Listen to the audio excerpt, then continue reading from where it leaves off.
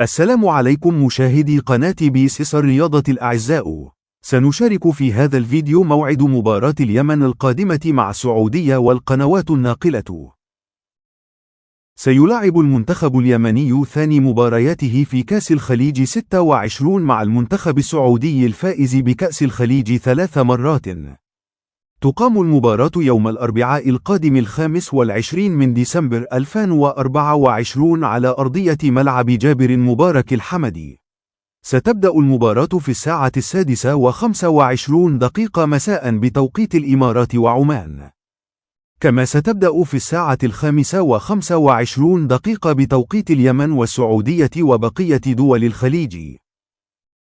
سيتم بث المباراة على قناة الرياضة العراقية، قنوات SSC سعودية، قناة أبو ظبي الرياضية، وقناة دبي الرياضية، وقنوات الكأس الرياضية.